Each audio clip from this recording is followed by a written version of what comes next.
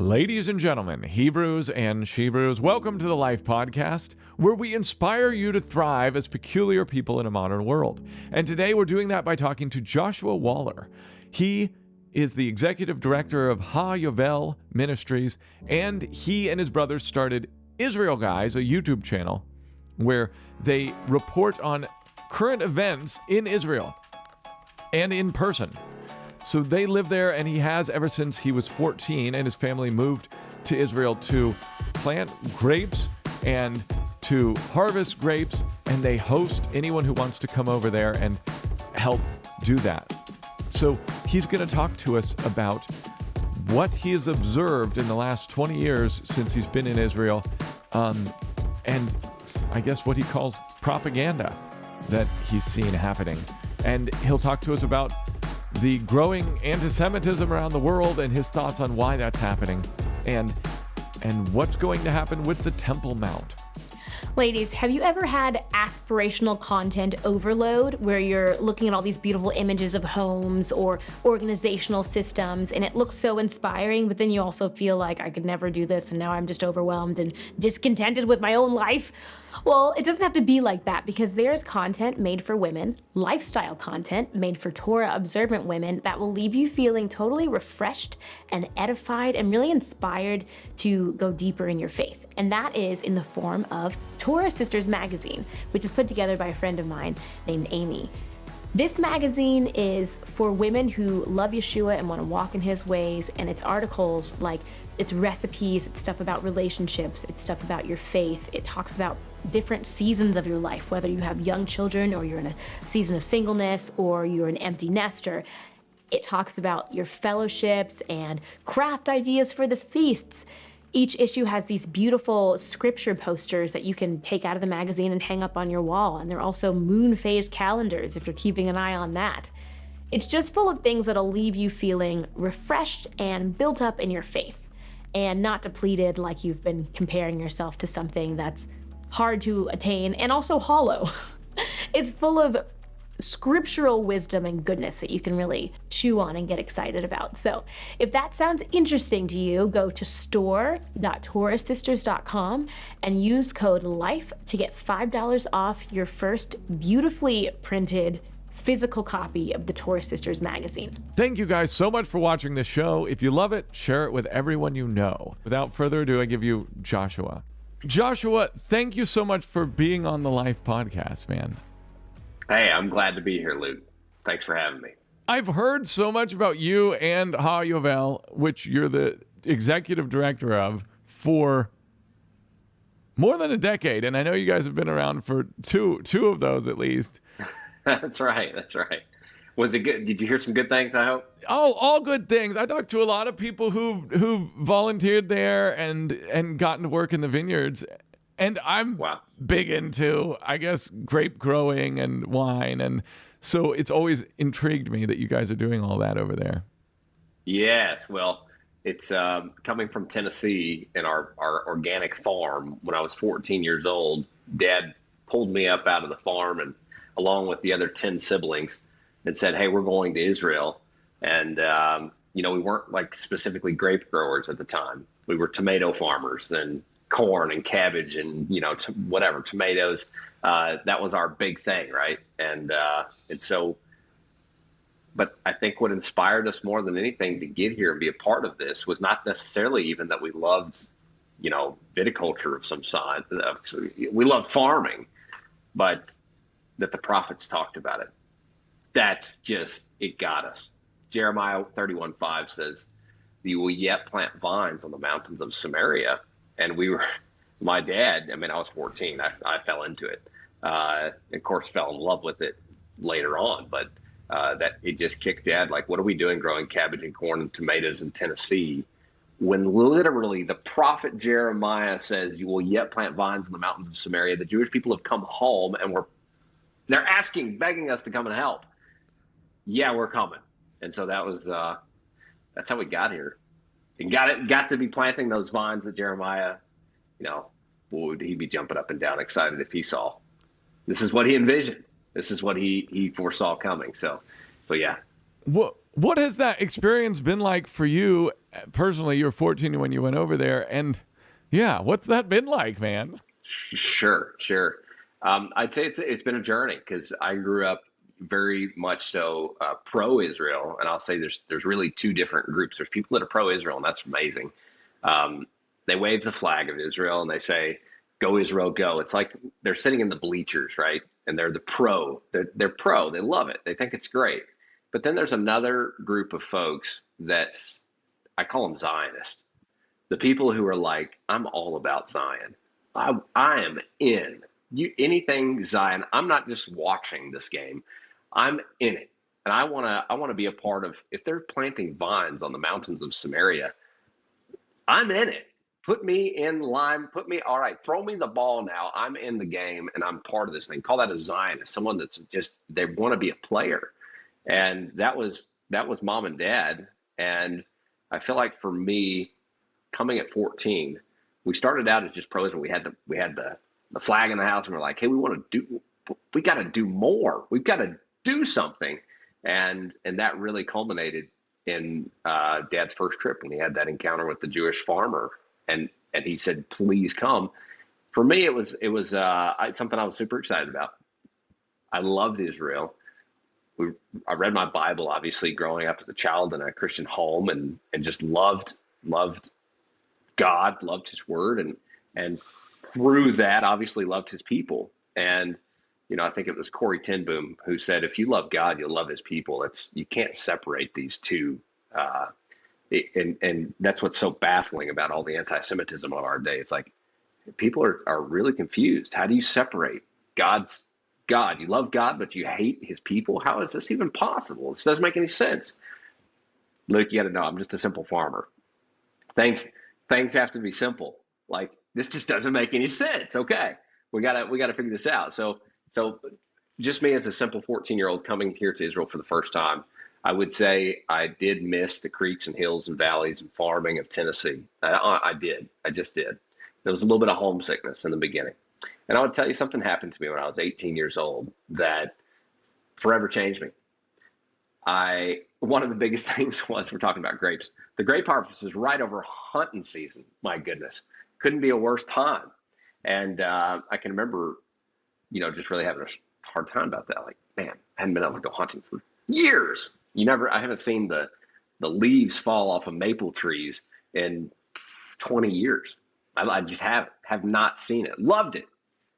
But I'll tell you, for the first couple of years, 5 years, coming back and forth, it was a real challenge to see, like, okay, I know this is God. I know we're doing something really big here. We're part of prophecy. This is huge. And then one day I was driving, 18 years old, I was driving a truck and trailer from one field to another, and came around a corner, still vividly there, looked across the valleys, the mountains of Israel, just like the prophets, you could just imagine. And when they talk about the mountains of Israel, this is what they're looking at. And here I am farming as an 18-year-old, serving the farmers, building up farms, giving my life to this. And I looked out over that valley. I'm seeing it now as I'm telling you, so I'm describing it. Rocky, barren mountain. That's all. Just a huge, but absolutely gorgeous. And something hit me that said, I fell in love with this place. I never once looked back. Since that moment, there's never been a time that I've wanted to go hunting more than I wanted to be here. There was never a time when I wanted to go see something green. It was more of like, no, we are going to make this green. Like Isaiah prophesies, it will become like the Garden of Eden. And it was like this task. Here you go. This is you. This is your job. And since then, it's been so mission driven that every single day is such a joy to get up and be a part of this process. I can't imagine doing anything else in the world. So that's my quick journey of being here, starting, since I was 14. Have you ever gotten to go back and go hunting since that time, or not yet? That's a funny question. Probably 2 or 3 times, and that's it. Like, it's just, haven't. I literally haven't. You're a busy man. Yeah, it's great. It's worth it. It's worth it. It is all worth the things that meant a lot to me as a 14-year-old, I could, laugh about now. Can you, I guess, switch gears from HaYovel? We'll go back to that though, because I'm curious about how things have changed there in Israel since you've been there, and what inspired you guys to start the Israel Guys YouTube channel. Yeah, so I'll tell you, after many years of being here, working the land, building up, I was just creating a stat here. We've seen like over 900% increase. That kind of increases don't exist. That's not something that you can go, the S&P 500, what businesses, what grows 900%. I mean, those kind of stats are outlandish. And that's what we've seen here. We've seen a 900% growth. We're talking about from, a couple hundred bottles of wine being produced on the mountains of Samaria when we got here in 2004 to now millions, just within a very small geographical area. I'm talking about something of mass proportion, huge, where there was not a winery. There's wineries on every hilltop. I mean, it's like mass. Whoa. So there's success there, but what we were also seeing is that the world is demonizing this place. The greatest success story of all time. Jews gone for 2,000 years, come back and resettle in their ancient homeland, building up the ancient territories, just as the tribes of Israel were 2,000, way off thousands of years ago. Now the Jewish people are coming back, just like the prophets foretold, and now they're here, and the world hates it. The world is coming unglued about it, and every news network known to man is trying to demonize, or at least if they don't know how that they're doing that, they're trying to delegitimize it at some level to say they're not the real Jews or whatever. It's fake. It can't be right. It can't be real. It's not. Your Tucker Carlson's. Well, something else is going on. The whole thing you're seeing something else. It's not. That's not the Jews of the Bible. But boy, you got to be purely blinded not to see that something is God's moving here. But because of all of that crazy buildup, anti-Semitism at its root, I literally sat and watched pure propaganda. Here we are farming, but we're just watching it because there's such a war going on around us. There's very simplistic farmers just building up the land of Israel just in the name of their forefathers, have nothing to do with some kind of radical jihad going around. They're like, what is this? There's radical movements worldwide coming to attack the Jewish people. And they're like, we're just coming home to build it. And I'm telling you, this place was desolate. There was nothing here. What is everyone so mad about? Right? Like, you really got to scratch your head. And that's when we said, hey, we really need to establish something to be able to combat all the misinformation. I saw 10 or 15 reporters line up with their backs to the truth, facing a full-blown, well, they call it Hollywood these days. It's literally where they act out a scene to where they will go and put it on. And literally those interview guys that were sitting there, I drove up on this deal close to a farm that I was on. I was like, what's going on? 1,000 Arabs gathered over here on this place that's not there's never 1,000 Arabs there. What in the world's going on over here? Pull out binoculars, see what's going on. Sure enough, a whole skit going down. It was a scheduled scene where they invited all these people, all the reporters scheduled this encounter to have 1,000 Arabs gather, teens throwing rocks. They light the tires in the background. You've seen it on CNN. Well, you don't watch CNN, thank God. Anybody listening to this not watching CNN? Al Jazeera, BBC, all of the rest, right? They're creating, and what you have seen is you've seen the shot of an Arab with a keffiyeh, that wrap around their head, with a rock in their hand, tilted back, throwing it with a ambulance in the background with some sort of fire burning. You have seen that. That's viral. That's everywhere. Anybody that types in Israel is going to see that. What they don't know is that's all fake. They created that for the picture because CNN, Al Jazeera, BBC, New York Times all know that picture will sell every day of the week. They've created a whole viral sensation about these oppressed people that's totally fake. Doesn't exist. They're in an area that's only Arabs only allowed in that area. Jews are not even allowed in there. There's no IDF soldiers. There's nothing. There's no one there. I'm looking at from the road with binoculars to see what's really going on. And they're throwing rocks, burning their tires. And they have ambulances going in the background like some Jew has hurt them, shot them, IDF. Completely farce, a complete farce. And so when you sit there and you live in that kind of scenario, you see the injustice and you see a world going absolutely bonkers. There's no accountability. They can all sit here and tell their story because no one's here to contradict it. And we said, okay, call us farmers, but we're here and we're going to start contradicting this story because this is it. This is insanity. This is unbelievable. This is the worst, anti-Semitism, Jew hatred. This is up when they try to demonize and delegitimize the Jewish people with pure evil intent. And that's when we opened Israel, guys. And we just said, all right, we're combating this thing. We started to do some shows, went into Arab villages. Back then, they didn't know who we were. Today, way too dangerous. No way to go into an Arab village, right? They would recognize us, and that would not be a good idea. Early on, we were able to get a lot of stuff, and boy, incriminating stuff on the enemy side, and started putting it out there. And still to this day, that's our job, is to educate people on what's actually happening here, so that those people that are on the fence, that they want to know the truth. And that's who we're talking to. You're not going to convince an anti-Semite. I'm not going to go convince, some Jew hater that, hey, no, it's not going to happen. But there's people that are genuinely looking for truth. And that's who we're trying to pull off the fence. We're trying to say, hey, what you're seeing out there is not true. And we have a mandate to bless Israel.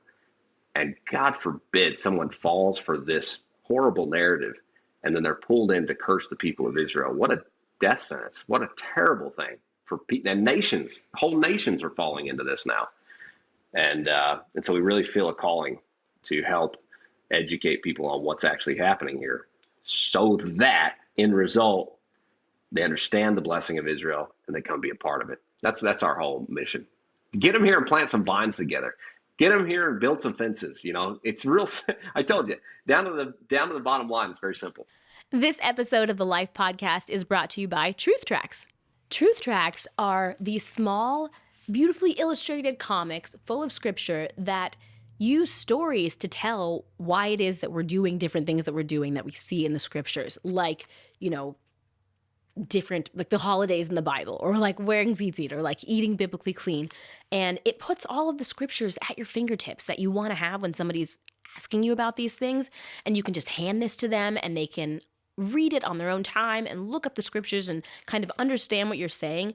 And they're tiny, you can keep them with you, and just kind of handy. It's not like a big thing to ask of someone. It's not saying, hey, read this whole book or watch this whole movie. It's saying, read this. This will kind of explain where I'm coming from. So you were seeing lies being told by mainstream media, basically. That's and right. You thought, all right, I'm here. I'm witnessing this stuff every day. And the rest of your brothers too. So let's reveal the truth. And you guys are journalists going out there. It's really cool to see. You're investigative. You're probably journalist. The first one to call me that, but yeah. Well, your last video, you were on the ground. You were showing what mainstream video was being shown of some church being burned down, and they were filming something that was totally that wasn't the church. Yeah, it was so outrageous to me that I just said, I cannot stand by and watch this happen. This priest, he called himself some holy father or something. I know you're not probably used to people being called holy father. I didn't come up with that. I didn't grow up with that. That was something weird to me. But when the holy father sits there and lies through his teeth to you, and then I said, but wait a minute, they didn't burn your church down. And then he literally looked at me and he said, but what would they do next time? Maybe they would have next time. I said, but that's not what you told Al Jazeera and BBC and all the networks, that this went viral. And everybody hates Jews to this day and thinks Jews burned down a church, because how many people saw our report? Not very many in comparison, right? In comparison to the viral rampage that went on and all the libel, really, that this turned into. was horrific and had major consequences on the Jewish nation. So much so that Israel is losing, Christian support for Israel is waning now. Like in the Christian world, support for Israel is waning. And why? It's because of stuff like this. They think there's another story happening that's not even happening here. That's not the truth. The priest lied through his teeth about farmers that we even have connection with, people that we are here working with, that I could go to so many stories, my gracious. The Biden administration put sanctions on some of these guys. For what reason? Doesn't make any sense. What is everybody fighting farmers? Have you ever heard of such a thing? Like, it's the most outrageous thing ever. And nobody knows that the Biden administration sanctioned, literally put sanctions. Sanctions are for like the worst people of the planet, traffickers and these horrible things, right? Literally, they put sanctions down on farmers in Judea and Samaria. Did you know that? No. And some people may not even know what sanction implies. Can you tell us in real world what happened? Right. Well, if you're sanctioned, if America sanctions, usually America sanctions people like, Kim Jong-un or something like that, right? Like, you sanction people that are doing horrific things on the planet that hey, you're a sanction. And what sanction Iran, for goodness sakes, right? And we have. So in America, those are what typically sanctions belong to, those kind of our personalities or countries that are doing terrible things.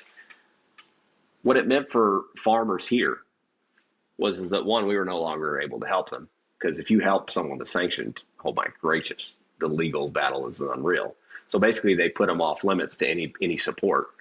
Bank accounts were closed. No ability to get. They would go to the grocery store to buy food. Cards don't work. That's literally what happened to these guys. The only way they were able to move forward is by friends and family that were around them, that were able to support them through that time. And so you're talking about unreal. And I know these guys, okay? I wasn't able to help them, but I'm gonna have to make that clear after they were sanctioned. Well, it was one of those things on Trump's desk when he, signed off on all the executive orders. That was one of the executive orders, was reversing the nonsense of putting a sanction on 20 or 30 farmers in Judea and Samaria. Doesn't make any. What in the world is happening, right? So wow. It's like the trucker rally. It reminds me of this trucker rally where the truckers couldn't receive funds. Exactly. Yeah. Well, and I have to explain it, because why would he put a sanction on a farmer? The farmer's done nothing illegal. He's settling on Israeli state land. What has he done? Nothing illegal. In Israel, they have a very strong, judicial running, right? So what did they do? He's a Jew. He's come back to his ancestral homeland. He's building up Judea. Most of these farmers were in Judea. And the Biden administration thinks that that's against international law, thought that this was against international law, and said Jews were not allowed in Judea, that needed to be a Palestinian state. Therefore, a farmer, what does a farmer do? Farmers hold the most land out of any individuals around. You could have, there's 500,000 Jews living in Judea and Samaria now. When we first came, it was, 300,000. It's growing exponentially. What he didn't want was this to become a Jewish state.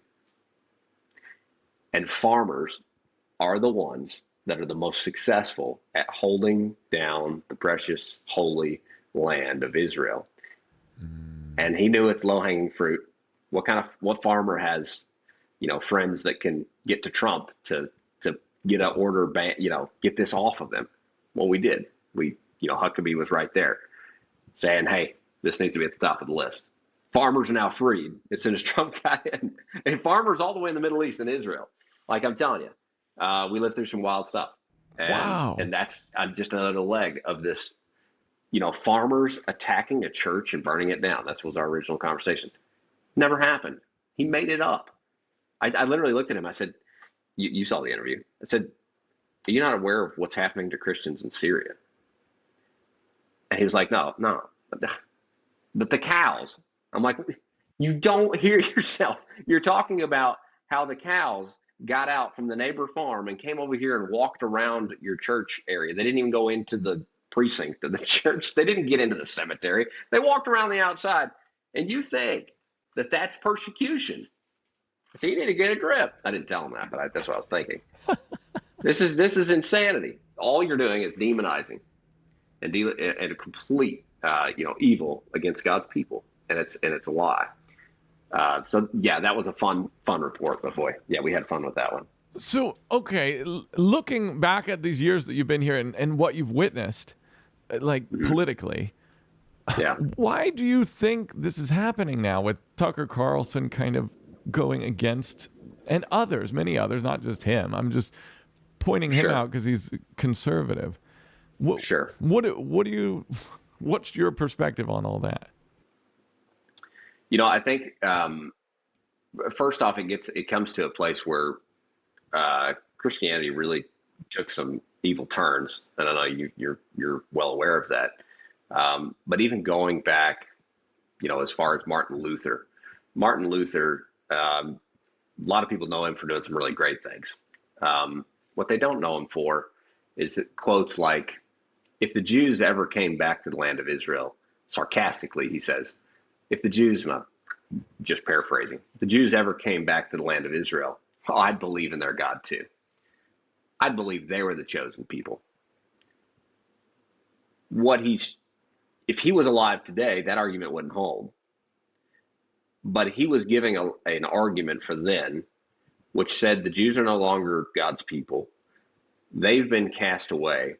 And the Christians are now the obvious. Look around. Look at the Jews. The Jews are all, in terrible disarray and in camps and in the squalor and horrible situations, only because all the nations were doing that to them. They were persecuting the Jews, Christ killers, and all the things that happened around that time. And Martin Luther promoted all of that hatred of the Jewish people, as though he was doing God a favor in his hatred of the Jews, because they were supposed to be destroyed and perpetually, right? Even in his sarcasm, he's saying that one day when if Israel ever came back and the people were to come back, as they quote from their prophets, then I'd believe in. That's happened.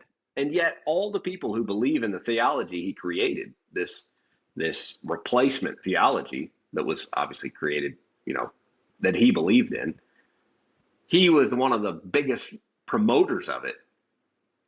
He himself would look like a joke today by his statements. It's in the face of what's happened today. He was completely wrong. The Tucker Carlsons are Christians, deep spirit, like he's a devoted Christian, right? Your Candace Owens, devoted Christians that have that same spirit. And what it is they have to come up with things that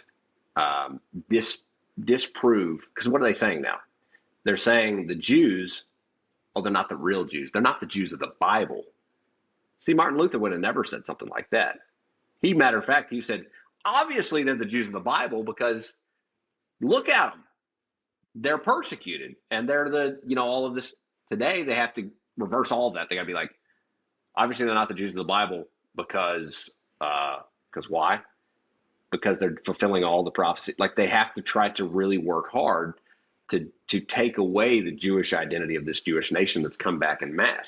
There's over 7 million Jews that returned to the land of Israel, and they're coming back in mass as the anti-Semitism hits the world in the highest rates, since the 30s and 40s. Like, equally, like, we're seeing mass hatred of Jewish people across the world, Australia to America, everywhere, Europe, insane amounts of anti-Semitism. And the Jewish people are flooding back home, just as the prophet said they would.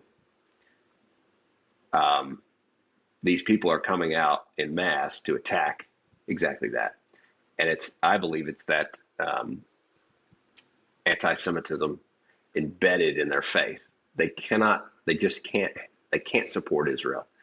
Even with as broad, as amazing as it is, the beauty of Israel, the biggest testimony that God exists, the Jewish people. and yet they're refusing it. They're digging their heels deep. They're saying, no, not having it, not having it. So that's what I would say to that. I know a lot of people in this movement, the messianic Christians and Torah-observant Christians, are big supporters of Israel. But I know some of them also have influence of Tucker Carlson's and things like that.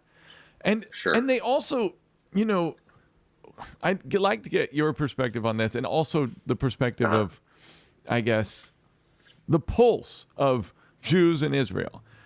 A lot of the people who grew up as Christians and realized that the Torah laws are relevant for even them today, they see themselves as some of the lost tribes of Israel, the lost 10 tribes, and or at least grafted into those lost tribes. And they point to like Ephesians 2 and things like that to kind of get that across. But they also don't think that they've replaced the tribe of Judah, and i.e. the Jews that are over there today.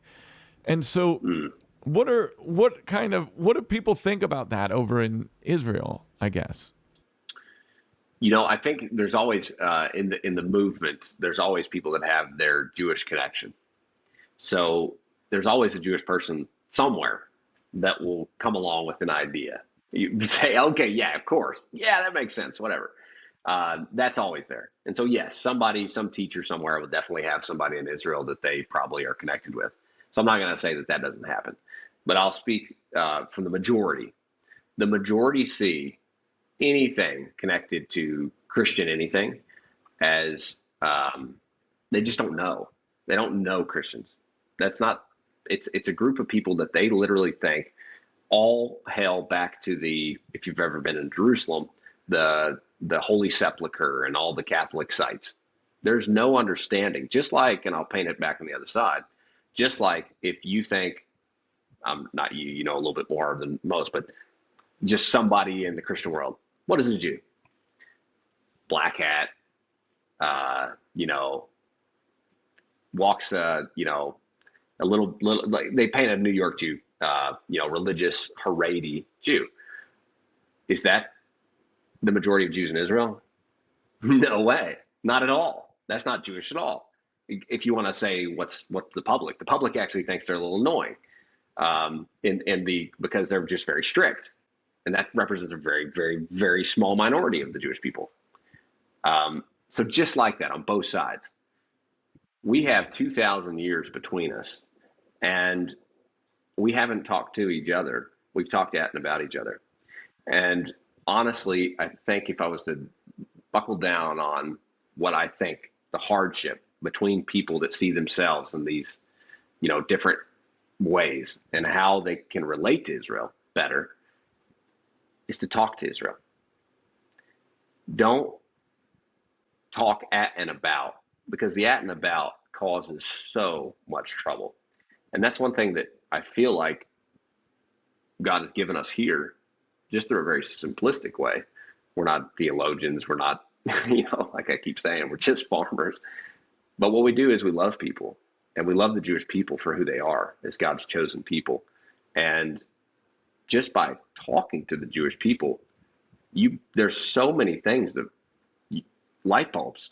You're like, oh, I never thought, I never understood, I never thought about that like that. And if we would just to talk to each other about Israel, which I feel like happens far too many times in the different worlds, in the different groups, everybody thinks they know about Israel, but doesn't talk to Israel, doesn't make that trip to Israel, doesn't sow into Israel. And I think that's probably one of the biggest pitfalls and biggest things that I would encourage everybody. The life pulse of this whole redemption process is this nation, Israel. You've got to keep your finger on this pulse. This is where it's happening. If you don't believe it from a biblical view, go to the view that we opened this whole first section of the interview about. Look at the enemies. They're highlighting it. They are livid against this place for one reason. It doesn't make any sense. There's far worse things going on in the rest of the world. Far worse things happening all over. why is the enemy focused, hell-bent on this place to try to get people, no, but they're trying to, okay, you got to look at it. Tucker Carlson's, their whole industry is now, some of the most popular, reporters and, people out there, these investigative journalists, people, what are they doing? It's all about Israel. It doesn't make any sense. It's all about Israel. They're pointing us, and most of these people. It's all in a secular world. It doesn't have exactly to do. It's not like pastors and people. It's pointing us back to. It's like the whole world has the opportunity to see it. I honestly think that's a godly thing. The whole world has the opportunity to see this. Most of them aren't, but it's in front of everybody. So, you would encourage people go over there and get the understanding of what's actually happening and what people are like, et cetera, firsthand. Yeah, and then I would encourage ask your questions, because there's so many things. I have a good friend down in Judea, Yeshua Fleischer. What a great guy. He said every group we bring in, he says, well, guys, you know what? We have a lot of history between us. Why don't we talk about, instead of agreeing to disagree like we've done for 2,000 years and fight and, all the crazy things we've done. He said, what if we agree to agree? What if we did it? It doesn't mean that we have to agree on everything. What if we agree to agree that we can start building the land of Israel together? What if the Christian world and its billions of people understood the prophetic ramifications of the Jewish people coming home? And what if they did what the prophet said and literally went and said, Jewish people, we love you. We want to bring you back on our shoulders. We want to pay your way back to the land of Israel, not because of some crazy, eschatology of some sort, because that's also offensive and terrible. Pure love of the Jewish people, because we believe that God's doing something and we want to be a part of it. And the nations have a role to play in this big story. And to just join with the Jewish people and bringing them back to the land of Israel, helping them be established here in this godly land. What would that do? And that's really, I think, even to those people who believe that there's a spark of something in them that says, I'm a part of that, I think that's amazing that they feel like they're a part of it. But there is a reality at play. You're not really. You can feel it and you can want it, but there's a different reality than holding that Israeli passport in your hand. You know what I mean? And right now, if we deal with reality, we have and I love the fact that people feel that deep connection to Israel, but also feel like we need to start sowing in. People that feel that need to all the more sow into serving these blessed people. They've been through so much. And if we can come alongside, if you really think you're a family member, start serving your family. If someone feels that way, then don't hate them. Don't come and tell them how they got everything wrong and how they need to do this, and this in order to run this country right. What do you do to a family member that if you feel that way, that you're part of the story? It'd be like, my dad tells this story all the time. He said, what would a wife do to a husband that, didn't treat her right, and they were separated for a long time? And all of a sudden he comes back to faith and is like, okay, I'm going to be the guy. What is she going to do to him when he shows up on the doorstep? You think she's going to believe him? No way. No way. Dad always says if she has a shotgun, he's not going to do well. And I feel like that's a relationship that a lot of, as the nations, these people, whether there's a spark of love of Israel in their hearts, you got to do it. You got to come into the story in the right way. How does that husband ever come back to his family? He comes with the most humility, the unbelievable amount of humility, and just wanting to come and serve and just say, I'm sorry, right? I feel like that's a little bit of the the positioning of our hearts as people come into to feeling like, oh, I've got a connection there. There's so many people around the world that are having this right now. And I believe it's a godly thing. I've got a connection there. I need to be a part of this story. That's amazing. And I think that's God himself dropping that into these people. But you can't just come in and be like, hey, sign me up. Where's my my ticket in, and how can I do this? There's been such a price to pay as a nation of Israel for us, for the nations, those that are outside of Israel, to come be a part of this thing is very sensitive. And I think that's the sensitivity that every Jew knows. They know it. Oh my gracious, do they know it? And that's been our 20-year relationship here, is understanding better the Jewish people and the deep hurt that they have in their hearts to so many Christians, even if they don't call themselves Christians, if they call themselves anything under the moon, how many names there are out there. It all goes back to the same place. You believe in that man. That's what many Jewish people would call him, that man.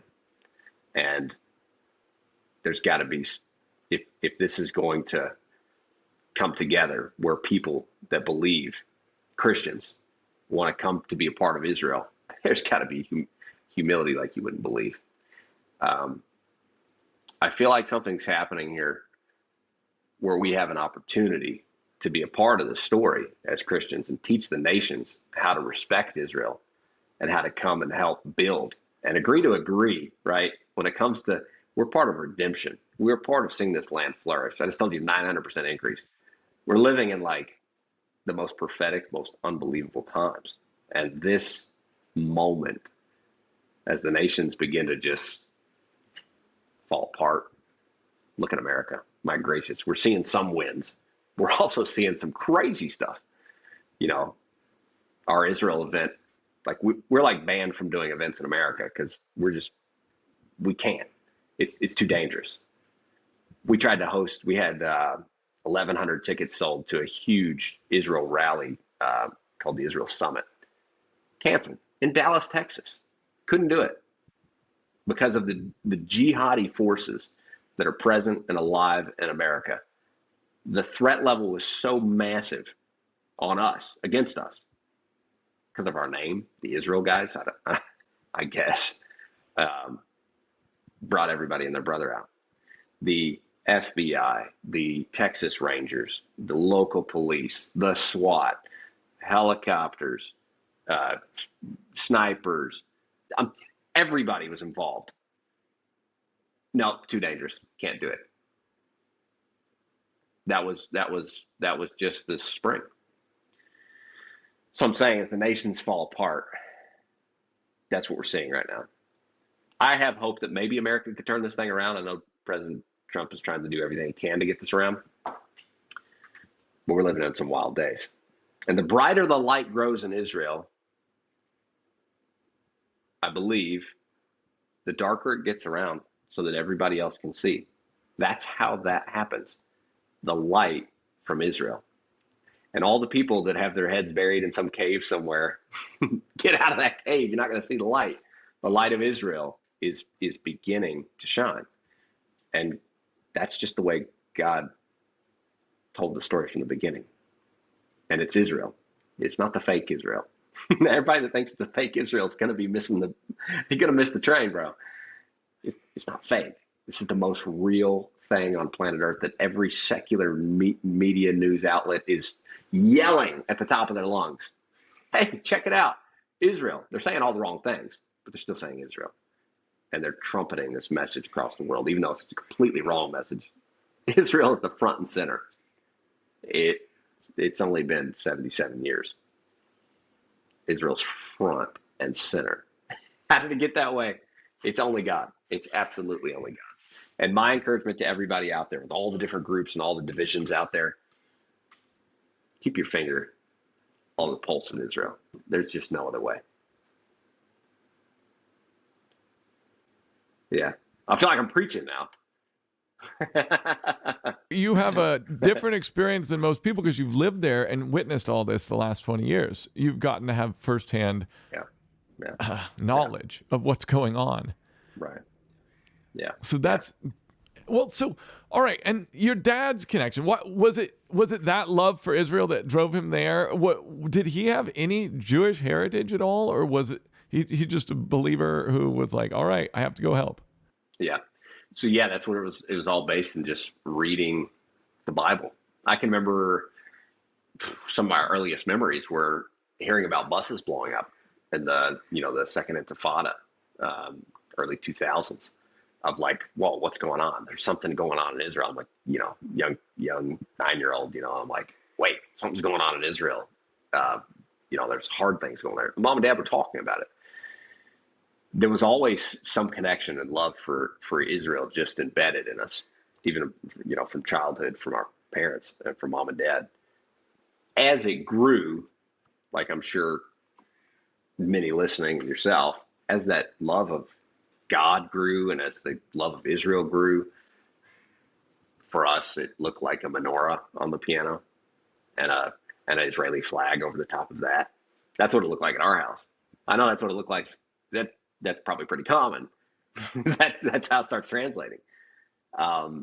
Before it turned into the Zionism of coming and being a part of the story. But yeah, it was, I can't say that it was like our family is, 7th-generation Tennesseans, farmers. There was not a lot of talk about Israel in Tennessee, for hundreds of years. Like that's not what there's just no connection. So it's a relatively new thing. My grandparents, they were so excited about us coming to Israel. My granddad made sure like, okay, we're part of this. We're paying for that first trip. We want to see this move, just want to see this happen. So yeah, our family was very Zionistic, or let's go back to the old analogy, very pro-Israel. We turned into be some radical Zionists, but yeah, there was always the pro-Israel stance in our family. Wow. And man, there's so many questions I have about what's going on in the world now. Why do you think this, I guess, anti-Semitism has ramped up in these last few years? It seemed like it started with this attack on Israel in October, a few years ago, October 7th. And yeah, you're right. When you would have expected it, it would have been the opposite. Yes. You'd expected that the whole world would have said, whoa, the enemies of Israel are cruel. This is an ungodly, like a demonic attack on the people of Israel. Like this is barbaric. They all did the opposite. For like a few days they did what you would expect, and then like that's terrible. And then right away things begin to fall apart across the world. And people like, what's BLM? Black Lives Matter. What is it? How all of a sudden it comes out, oh, they're connected with the all the radicalist Islamists in Israel. Now, and why are all the riots and how did they all of a sudden get connected to Israel? What's going on with that? How is this? There's something deeper happening across the whole thing. If you'll notice, if you go back and look at videos and stuff, October 7th, there was people all over America that knew it was happening, knew it was going to happen. And this is what's outrageous. How do you know? They all have the same material, printed and ready, all across the world. All these Intifada groups, the BLM groups, all these crazy radicalist groups across the world, how did they respond within 24 hours?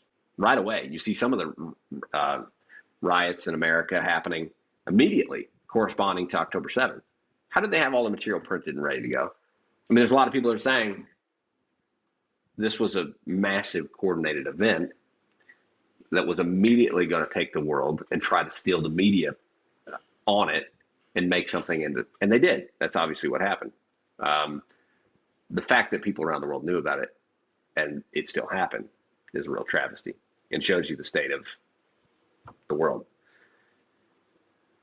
To say the amount of anti-Semitism that's growing, what it goes back to, I think it's, if I was to give a positive, what is the positive? Because it's all in God's hands. The world as it is, one way it's a real negative in the sense that, well, we didn't reach enough people with the truth. That's sad. It's hurtful to all believers. Like, boy, we did not reach enough people. We had a job, and we failed. And there's so many people hating God, hating God's people. How do we get this back? So that's one side of it. Is just the hardship of dealing with that the world is in a terrible place. But to say where it really came from, if you look back at history, it seems to be that the horrors of the Holocaust, the Shoah, horrific, but what followed it? The birth of the state of Israel. It's like in only God's incredible grace on his people, they go through the worst of worst things, but God saves them and brings them and gives them the nations. Like, how did that happen? This is the most unlikely thing ever. That at their lowest point would be when the world declares a Jewish state. That'd be the least likely time that the nation of Israel be established. It's at the worst time in all of history for the Jewish people, but yet that's the moment immediately following they declare the state. Like, how did that happen? What happened? It's like, obviously God's writing this story. So it's hard to say, because I would hate to see America be a place where Jews aren't safe. That hurts me. But I do believe that God's in charge and that he raises up leaders and takes down leaders. And God's got a bigger view of this whole thing than we do, obviously. And he's so zealous, as Zechariah says, over Zion. He's so zealous about this redemption process. His eyes never leave this place, as it says in Deuteronomy. He's on this thing. And you'll see this cycle in the world. Jewish people that are in Europe, they're only there for a certain time. Jewish people that are, and you see this historically just continues, right? They're in America. Are we at that point in America where the tide is shifting and it's out of our hands? The Jewish people are being slowly now said, Israel's there. The land of Israel is available for you to go. Make Aliyah, return to the land. Is that the move that's happening now to get the Jewish people to come back to the land of Israel? Otherwise, would the Jewish people feel the need to get back? And I think it's a really harsh thing to say, and I hesitate to even say it. But to your question, I think God is doing something really big. And as much as we still have to fight tooth and nail anti-Semitism, and we have to fight this stuff, and we've got to keep our nation, because this is not going to look good for America. Those countries that didn't treat Israel well, they're not even in the history books anymore. I mean, they utterly destroyed. I should say the only thing left of them is a little bit of writing in the history book. There's nothing left to them. The Babylonians, I mean, they were completely obliterated. All these people groups that rose up against Israel, they're no more. The Roman Empire destroyed. What had happened to it, right? Even the British, even recent history, they fought the Jews, they turned on the Jews horrifically in 1948, right before the state was founded, sided with the Arabs against the Jewish state. And then what happened immediately? Their whole empire crumbled, came to nothing. And then America took the center stage now as the world superpower following. And now we have an opportunity now. And maybe we'll get it right. I don't know. Maybe we'll get it right, Luke. I don't know. Maybe we'll understand that blessing Israel, there's a blessing. And cursing Israel, there's a curse. But if we don't, we're going to be just like all the rest of the nations. And God forbid that America becomes a place and it already is, where we can't have a pro-Israel event. That tells me something. And if that's the case, we're on a timeline, we're not going to be a superpower very long, if that's the case. Because that's all, I'm just basing this off history. How you treat the Jews, how you treat the nation of Israel, that's your timeline. Everybody's into timelines. That's my timeline. It's mind-blowing that in Texas you couldn't have a rally for Israel. I mean, not even for Israel, just mentioning the Israel guys. It's just crazy to me. Right. Wow. So are you saying the side effect of the growing anti-Semitism is that a lot of Jewish people are moving back? Is that kind of in mass? Okay. That is happening. Yeah. Oh yeah. I mean, look at France. Thousands of Jewish people from France have returned. France is becoming, I was just talking to a friend of mine who is a dual citizen. He's Israeli, dual citizen to France. He has to make sure when he goes back to France to visit some family there, no Hebrew, no in his suitcase, no Hebrew identification. Make sure to not speak in Hebrew, or else he's liable to be attacked. That's how severe it is in France right now. It's off the charts. Islamic. That's the reason. Yeah, my dad is from Hungary, so his family's in Europe, and I've visited Europe throughout my life. And I've noticed more of this leaning, even since I was a kid, than in America, of I guess anti-Semitism. I guess I've noticed that since I was a kid. Just little things. Oh yeah. And I never saw that in America, though. It was like, oh yeah, I'm in Ohio. Yeah, you would never expect that. No. In America, not something that was even there even a few years ago. You wouldn't have seen it like now. Since October 7th, really, it has gone. Well, to say why, another practical reason. On TikTok, there's 50 pro-Hamas views, not pro-Arab, not pro-Islam, pro-Hamas, like the brutes, like that's pro-ISIS, to one pro-Israel video. So people are believing it. That's the problem. They literally believe the Jews are all the conspiracies and all of the things, and they believe this thing, and then they back it up with their facts, their TikTok facts. And that's where this is coming from. Social media in general. What do you think is the future of all of this, I guess, this conflict and also peace in Israel in the next 5 years, 10 years, etc.? I believe it's happening. The Jewish people are getting stronger every day. The land of Israel is coming back to life. We're seeing it on our teams. We're like front row seats here. Like it's unreal. To encourage you, what's happening in southern Lebanon, Syria? The IDF is taking those lands. We're now speaking between us as a bunch of Bible people. That's the map of Israel. I don't know if anybody has taken note of that.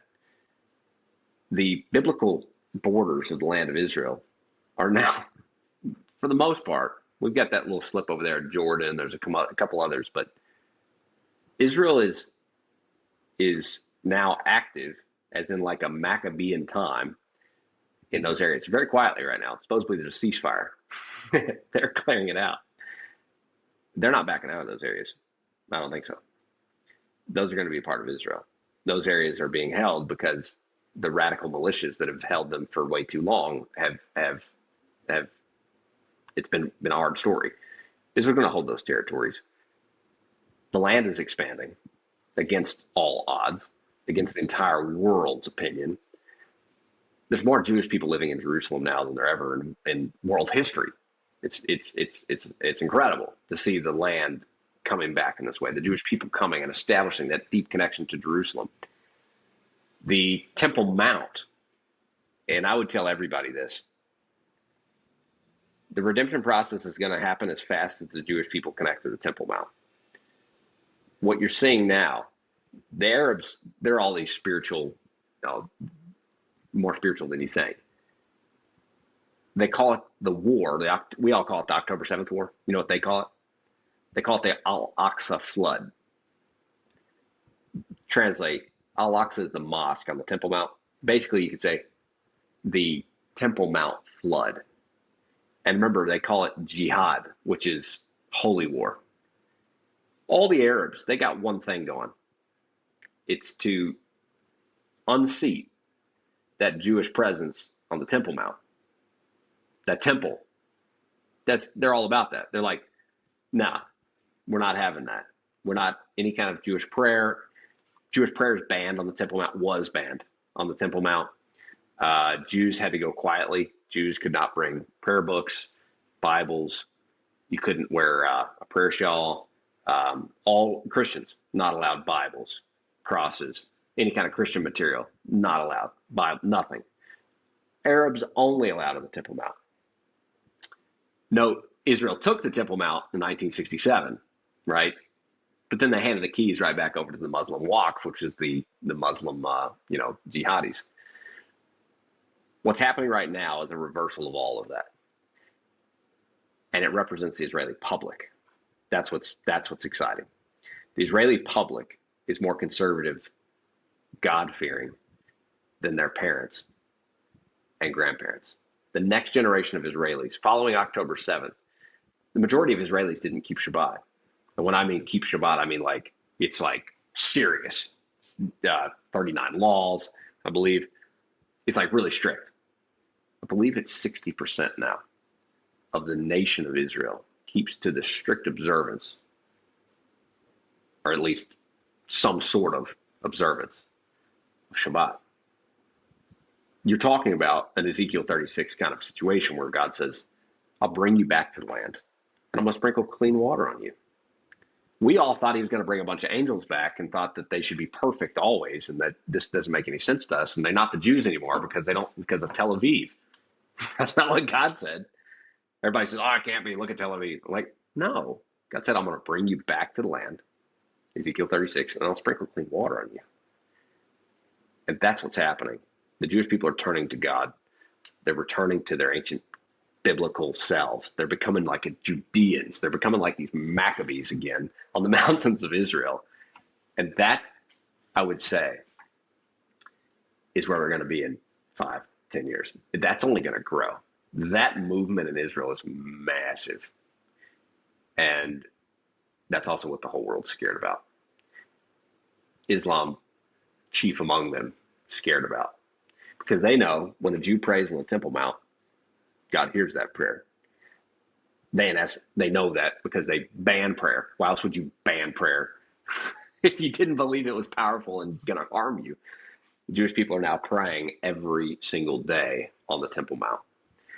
Groups of Jews are coming up and singing worship to God on the Temple Mount every day. It's now become just a norm that's what's happening. So in a really deep sense, for those that are deeply tied to Israel, watch what's happening on the Temple Mount, and that'll be your barometer for where we're at. And just a few weeks ago, we took a massive step up, and that's where the singing and the worship to God started on the Temple Mount by Jewish groups going up. That's a huge in the whole redemption process. Speaking of the Temple Mount, and I guess, and I won't keep you long. We have a little bit of time, but not much. Yeah. Are they going to build a temple? Are they going to make a tabernacle like the Temple Institute or other bodies over there? And what will happen on the Temple Mount? Just your thoughts about those things. As it relates to Israel, yeah. If I could show you a picture, they're 100% going to build a temple. But it's not going to. It's going to happen sooner than later. The nation is becoming more and more connected to their deep Jewishness, which in essence is worship to God. And as all the prophets said, will this temple come down out of heaven? Will it be, that's more of the Christian approach, is that, everything falls down out of heaven, right? Or will you build it with your own two hands, like what happened before? And that's really the argument. It's the same argument within Judaism, by the way. They all argue about the same thing. And so I believe that, yes, they're going to build it. I think it's going to be sooner or later. Everything's ready. They've prepared for years now. There's teams that are building, cutting the stones and building the things and preparing like crazy on the outskirts. All the temple articles and menorah sits there in Jerusalem on full display. All the altar, the mizbeach, all the pieces, everything's ready. Just now, if you drive here to our base of operations in the Mount of Blessing, you're going to pass a lot of signs on the way. It's a regular road sign, but it says it's in brown, like a state park sign. You have, Shiloh this way, Jerusalem this way, a big brown sign that says to the house of God, pointing toward Jerusalem. And they're popping up everywhere. I'm telling you, this is the mode here in Israel that should excite everybody. So you're asking me, will it happen? There's no doubt. The road signs are popping up already. I mean, of course, these road signs are putting by people that are trying to encourage the nation in their connection to the temple and to Mount Zion. But it's working. It's happening. So much so that the road sign stays there. And everybody is like, yes, we're almost there. Pragmatically, do they have to remove what's there currently in order to make that happen? Like, this is the other big That's the question you're not supposed to ask. I know. I know. So, yes, technically, there's not a house of prayer for all nations mixed in with, it's not like this, ecumenical kind of movement where everything goes. That's not what I see in the Bible. And as Bible believers, I think we don't have to be politically correct. It's just what the Bible says. There's going to be a house of prayer for all nations. And that house of prayer is the temple that the Jewish people, the nation of Israel, build, and all the nations come up to it. That's what Isaiah clearly outlines. Nothing about a mosque and nothing about a big metal dome either. Not there. Those are symbols of the desolation of the time before the redemption, the restoration of Israel. To note, there is a massive fault line right underneath it. There is just found on kind of wildly that there's a river that flows. They're trying to put this massive, so this could excite you, maybe get some people too over the top. I don't know. Tel Aviv Airport, there's now a high-speed train that takes them directly to Jerusalem. And not only to Jerusalem, but specifically to the Old City. Not only to the Old City, but specifically to the Western Wall. That's the end of that journey is not yet 100% finished. But while they're building that is when they're going to go really deep into the ground to build this train, this fast-paced train. Why are they building a train going straight to the Temple Mount for? Like literally in destination is Temple Mount. From the airport straight through the Temple Mount. I mean, they're saying Western Wall because that's the most popular place in the Old City, but that's the Temple Mount. That's where you need to be if you're going up to the feast 3 times a year from all the world. You fly into Tel Aviv, you take a high-speed train. That's the infrastructure being put in. They're drilling down to put this infrastructure in, and they find this massive river that flows under Jerusalem that they didn't know about. That is now a huge water source. So, all nations coming up, infrastructure is beginning to be placed in around the mountain for such a thing to happen. The water that we all heard was prophesied that would happen actually does already exist under the mountain. And the earthquake hasn't happened yet. So there's a couple things lining up to make this, a very biblical account. But of course, that's all in God's hands. Well, we are all going to be watching with, bated breath. I know you have a hard deadline. Tell us where people can find you, and I'll let you run. Sure. Absolutely. Look, this has been really fun. I know I've gotten on my soapbox a few times here, but You can find us at the Israel Guys. That's the best place to find us out. And you can see all kind of stuff there. Our content, we are merging our branding, and you're going to see that happening very soon. To where at the Israel Guys, you'll also see all of the volunteer work as well. That's something you're going to see here very soon. If you don't see it yet as you're listening to this, serveisrael.com has all of the volunteer information and coming to Israel. So, of course, we'd love to see everybody. Well, Joshua, thank you so much for taking the time to do this. It's been enlightening and wonderful. Hey, Luke, it's been an honor to speak with you, and I hope this will impact a few people to get a little closer to Israel, to God's people, to come actually maybe put their hands in the soil would be an amazing result of listening to us banter here over this last hour. This has been good to be on. Thanks for having me. Thank you, sir. Have a good one. Thank you guys so much for watching this show. We love you. If you love the show, share it with everyone you know. I should probably, before you go, tell you about the Life Network. On the Life Network, we're creating Katie's podcast called The Few, where she interviews ladies. And we're also creating a matchmaking show, a Torah-observant matchmaking show, and a homestead tour show, where we're going to talk to experts in all sorts of areas of homesteading. If you want to learn more, go to watchthelife.com. Thanks for watching.